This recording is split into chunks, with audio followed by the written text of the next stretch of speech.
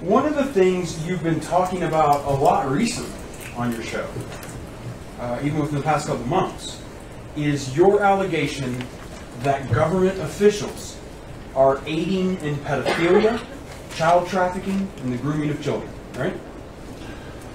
You mean like what Jeffrey Epstein did with the Clintons? Can you dig it?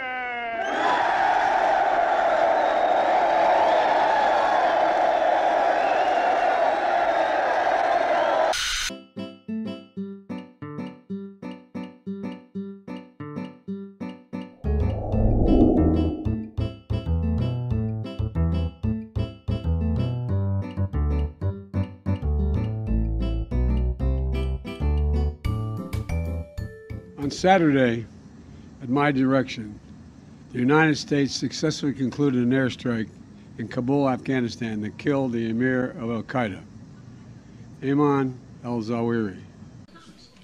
Are you sure?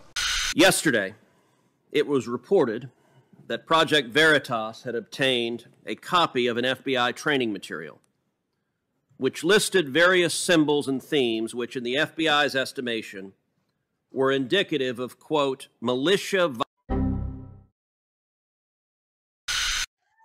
Hey, everybody! Hi! Oh. Well, can we give it up for the first, second gentleman of the United States of America?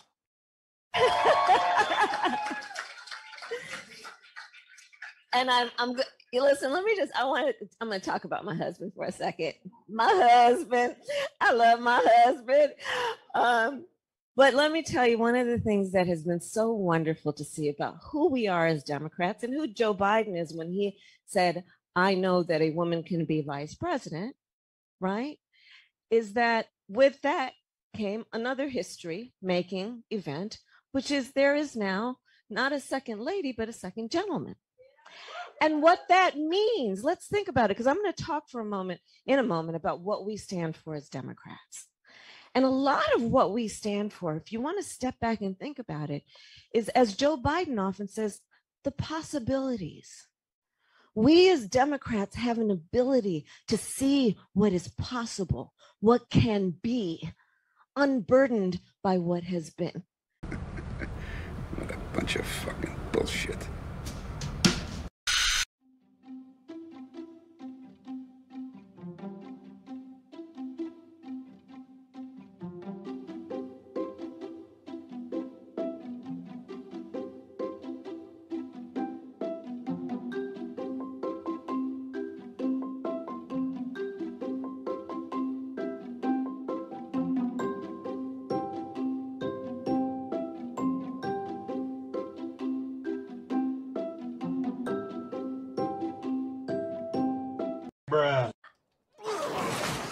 Time for debate is long past.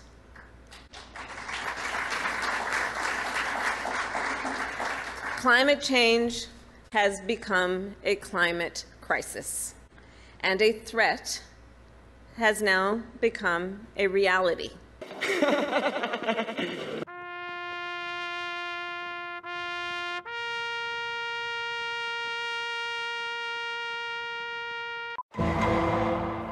It's nice to be on CNN. Hello to all your viewers. I resent you calling me a denier. That is a word meant to put me down. I'm a skeptic about climate change, and I want to make it darn clear, Mr. Kenny's not a scientist. I am. He's the CEO of the Weather Channel now. I was the founder of the Weather Channel, not the co-founder. And I'm glad you did, because I am addicted to the Weather Channel. I watch a lot of cable news. Now, hold on just a minute. I'm not done. And CNN has taken a very strong position on global warming that it is a consensus. Well, there is no consensus in science. Science isn't a vote. Science is about facts. And if you get down to the hard, cold facts, there's no question about it. Climate change is not happening. There is no significant man-made global warming now. There hasn't been any in the past, and there's no reason to expect any in the future. There's a whole lot of baloney. And yes, it has become a big political point of the Democratic Party and part of their platform, and I regret it's become political instead of scientific. But the science is on my side. I don't think we're going to come to a conclusion about the topic right here. What I do wonder, I know though, is we're when not, you because see you wouldn't the... allow it to happen on CNN. But I'm happy Well, that I got on the we've air been and got a talking here for chance to several talk minutes. to your viewers. Hello, everybody. What There is no global warming. What I do...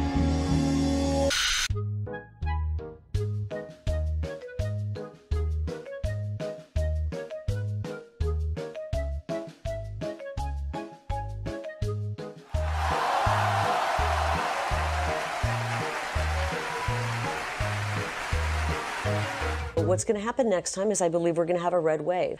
But when I'm governor, I know we're going to have a big red majority in the state legislature, and we're going to get some great legislation passed. We're going to drag the 2020 election out.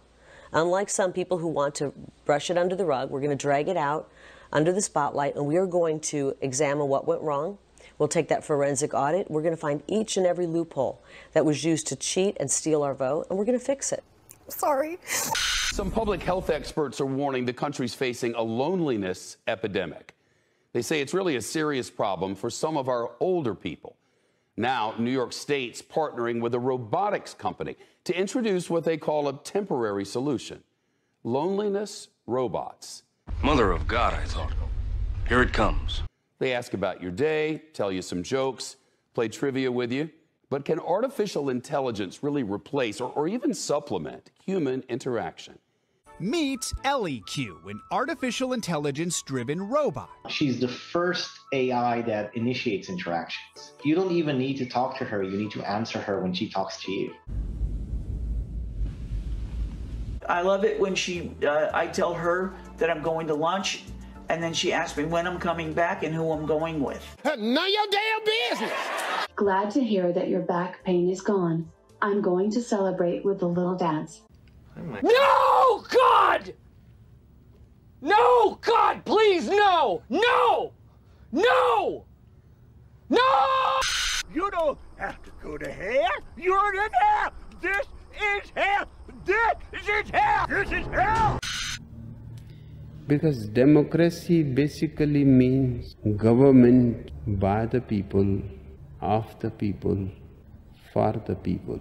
But the people are retarded. Then strangled them, and finally dismembered their bodies. Right. Then do and homelessness and all that. And now, the voice you've been waiting for.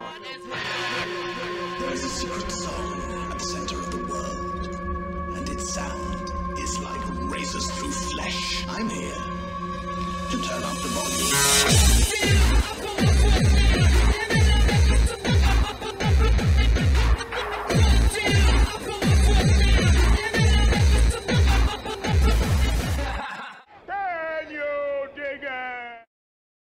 I'm kind of retarded. Well, Nancy Pelosi took her little trip to Taiwan. Even though the Chinese were threatening to shoot her plane out of the sky, she went over and had her nice little photo op. And I guess maybe they decided not to shoot her plane down because when they threatened to do that, a large portion of America reacted with Help. Police. Murder. Stop. Don't. And they realized, hey, there's a lot of other ways that we can cause pain to the U.S., and there is. We've become so dependent on the Chinese over the past 3-4 decades, and it's not by accident. And shit, Pelosi had a lot to do over the years with us becoming more dependent on China for everything. We basically got rid of most manufacturing here in the US and shipped it over to China because we incentivized through taxing and regulation people not to make shit here. So now we put ourselves in a position where if China gets pissed off, they can say, hey, you know what? No more medicine for you. No more steel for you. No more 100 other things. So shooting Pelosi's plane out of the sky really wouldn't have made a fucking difference. A lot of people would have actually cheered. But while she was there, they surrounded the island with a bunch of different Chinese ships and said, oh, don't pay any attention to us, we're just having a little drill. And then as soon as she left, they fired a couple missiles right over Taiwan. The old proverbial shot across the bow. And more likely than not, they are going to make a move on Taiwan very soon.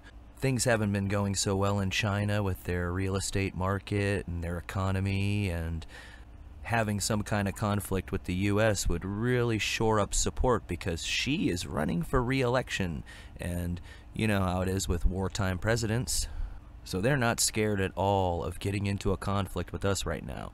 They know we're spread so thin and have been shipping weapons like crazy over to Ukraine. So now's the time. When they've been making all these advances with hypersonic missiles, they kind of have the upper hand in that area. So rather than wait until we catch up, they're probably going to be making that move sooner rather than later. While Pelosi was off gallivanting in Taiwan, her husband was being arraigned for his DUI crash that happened a couple months ago.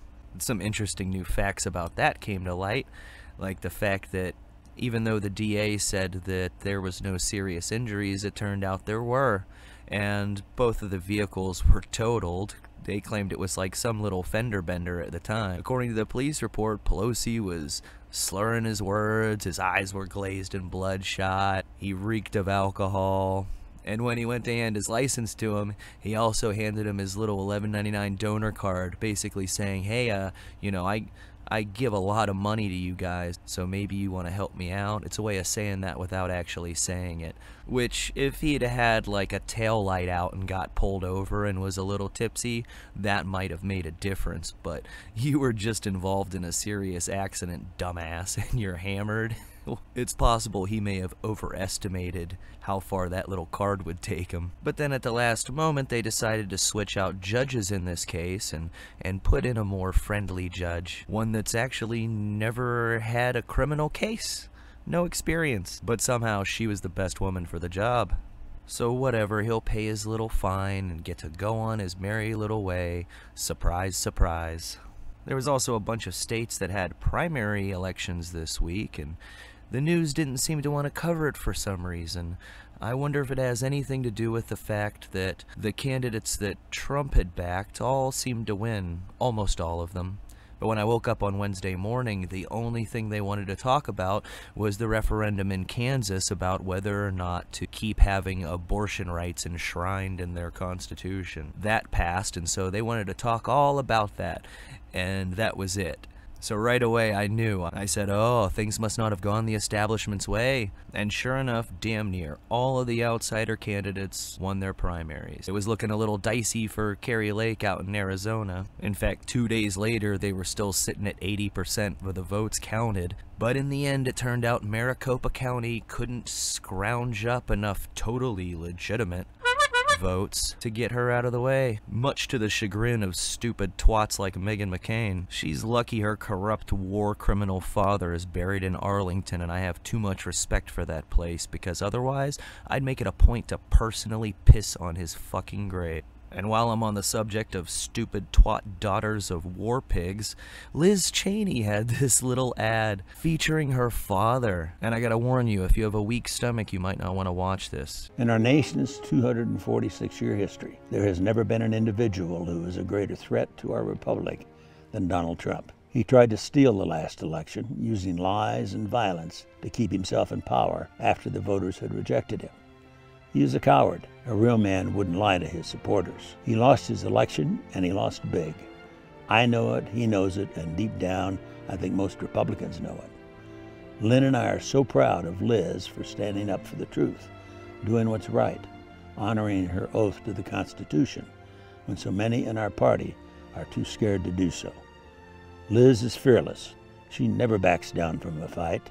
There is nothing more important she will ever do than lead the effort to make sure Donald Trump is never again near the Oval Office.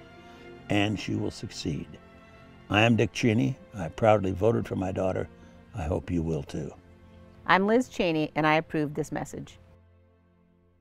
That was amazingly disgusting. Does he really think that he still has any kind of sway with anybody? Maybe he figures that since, as far as vice presidents go, Kamala has such a lower approval rating than him that it makes him popular by comparison.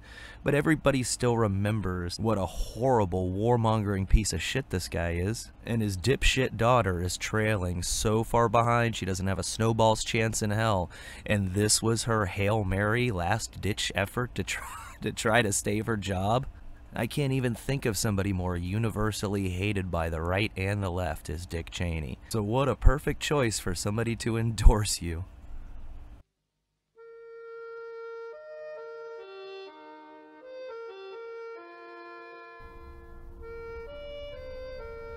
Please consider liking, subscribing, sharing this video, or leaving a comment.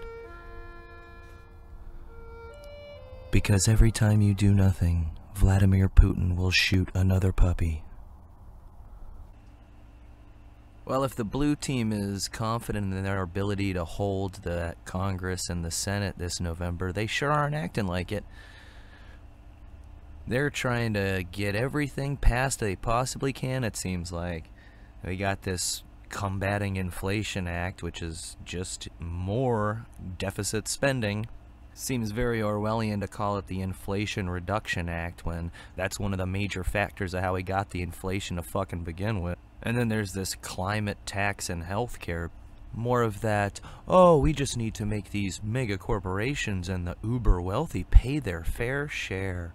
That's what they always sell it as.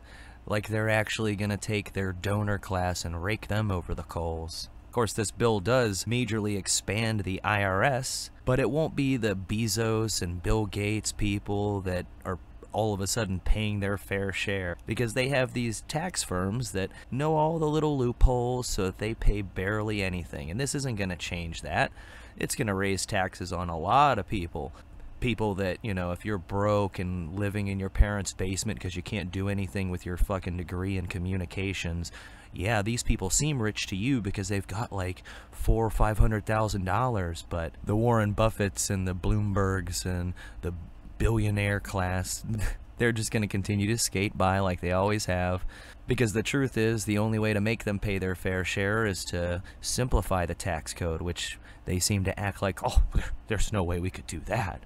Oh, and there's no way that all these expanded IRS capabilities are gonna be used to persecute political enemies. It's not like that's ever happened before. See, if you're Bill Gates, you can offset your tax liability by donating a shit ton of money to a charity that you fucking own. And then when that charity winds up benefiting and turning a profit for another company that you happen to own, yay, you win.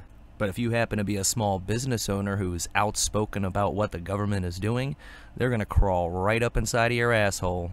Every time you make $10, they're going to want their fucking 20%.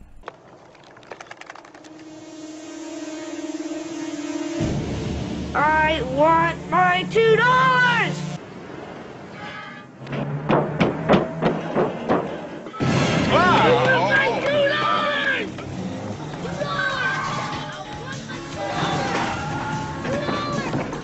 But hopefully come November, there is enough of a tidal wave of backlash against these dumb assholes that they're not even going to be able to... And it seems like they know they're about to get their asses kicked in a few months. I mean, when they should be talking about the midterms, they're constantly going on and on about Biden and whether or not he's going to be the candidate in 24. 64% of Democrats saying they don't want Joe Biden to run for re-election. Your own party says a year and a half into your presidency, thanks but no thanks. That does reflect, I agree with you, the frustrations of Democrats, some because they don't think he's done enough, and some because they think he's done too much. And so you've got kind of the Manchin wing of the party, the more moderate wing of the party who's saying, you know, slow down here, look at this inflation, look at the kitchen table issues that the Democrats are losing on right now. And then you've got the progressive wing of the party who says, we need to do more, and you've blown these opportunities. Joe Biden is in no man's land. He can't keep the moderates happy. He can't keep the progressives happy. And that's an awful place to be as an office holder when you don't have anybody. And the last thing I'd say to you, John, quickly, is that for Democrats, they would love to make 2022 about Donald Trump. They would love to, but it's not about Donald Trump. It's about inflation. It's about gas prices. It's about crime in the streets. If you're in New York or Washington or Boston or Chicago or Los Angeles, San Francisco, it's about crime, and Democrats are not doing well on those issues.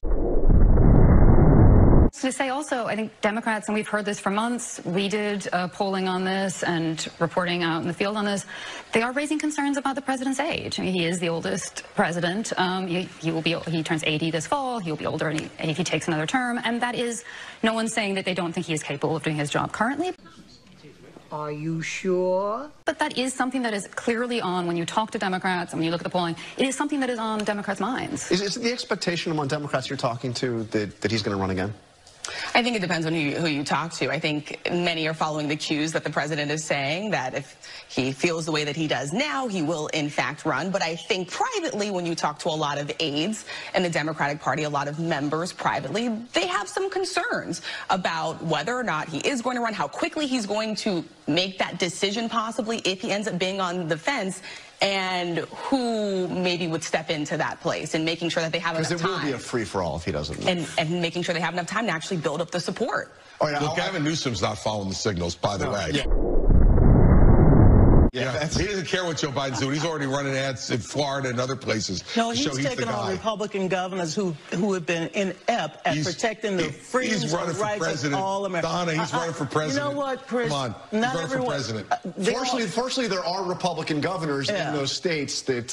He's running against, he's making sure that what Abbott is doing, what DeSantis, he's exposing Republicans for who they truly are. So I want to turn... He's running for president. Fucking Donna Brazile, this dumb bitch. Oh, Gavin Newsom's just trying to hold these Republican governors responsible. That's great. Not really his fucking job. His job is to run his own goddamn state, and not into the ground as he has been. The population of California is shrinking for the first time in forever, and he's worried about what the fuck we're doing down here in Florida, or what they're doing in Texas, and you're giving him kudos for that? And double fuck you for making me agree with Chris Christie on something. Jesus Christ, that makes me throw up in my mouth a little bit. There's been a lot of people getting wishy-washy about Biden lately. A lot of people within his own party who don't want to be such dipshits that they endorse a guy who's clearly falling a fucking part at the seams. And I thought it was just a one-off, and maybe he was just being funny when Stephen Colbert suggested AOC might run in 24. But now some other people have floated that idea, and some people are floating Gavin Newsom as a possibility. Some people are even floating Michelle Obama, Big Mike. And meanwhile, a lot of the legacy elite press are still running cover for him and acting like it's ridiculous to think that there's even a problem with his cognitive abilities. I almost puked all over myself because I was laughing so hard when I saw this headline. Biden's rematch with COVID is the picture of an American fighter. Just like Sylvester Stallone in Rocky II, Biden has returned for round 2 with COVID, this time aiming for a knockout blow. And then Reuters getting roasted for doing a fact check of a fucking meme. There's this little video of one of the times, many times, that Biden just wandered off out of nowhere. Somebody threw a little ice cream truck in there. And it was pretty goddamn funny, but they actually did a fact check on a joke. And they're doing everything they can to pretend like, yeah, this guy's still with it. Good luck with that. Families across the country, you know, the school year. Well, I want to end this on a lighter note, and by lighter I mean creepy as all hell. Some scientists at Yale recently brought a dead pig back to life with this concoction that they injected into it. Now, what exactly this concoction is or how it works, there's very, very little detail on that, but taking dead things and bringing them back to life, what could possibly go wrong with that? And if you're thinking, oh, well, this is a pig, not a human, well, there's a reason why they grow human body parts in hybrid pigs, transplant them. It's because pigs are very, very close to humans. One of the closest, actually, of all mammals. It always seemed like the zombie apocalypse was the least likely of all shit-hit-the-fan scenarios, but maybe not. Can't wait to see how this one turns out. Sláinte.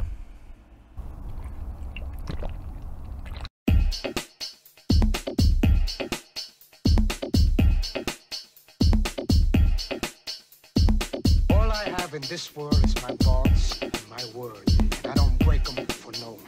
You understand?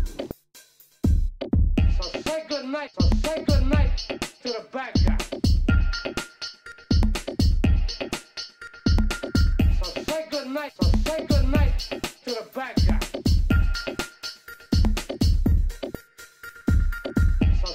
night, so say good night to the bad guy. So say good night, so say good night to the bad guy. Come on. Come on.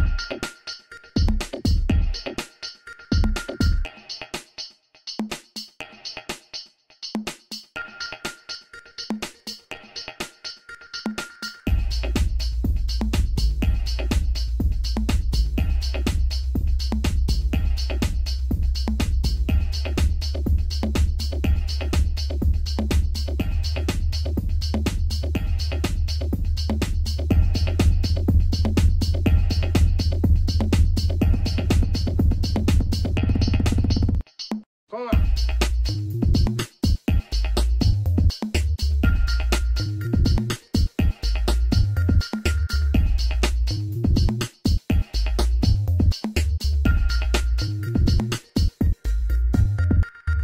So say good night, so say good night to the bad guy.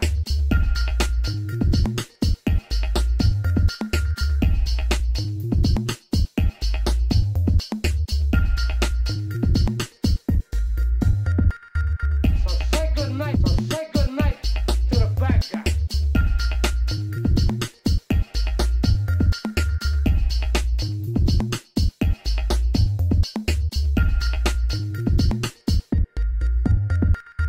So say good night, so say good night to the bad guy.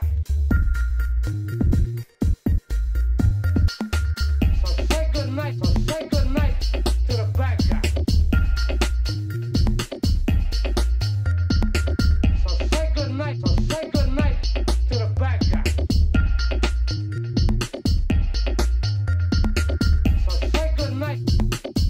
say good night, so say good night to the bad guy.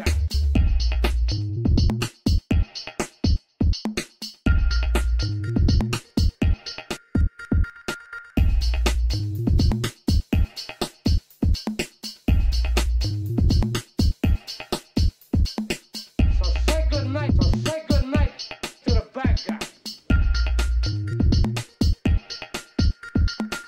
So say good night, so say good night, so say good night to the bad guy.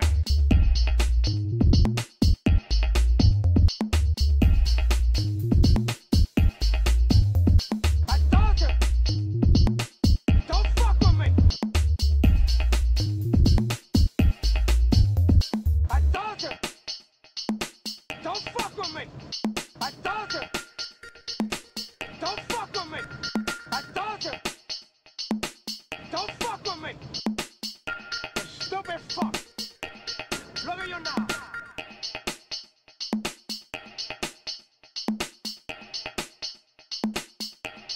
Look at you now.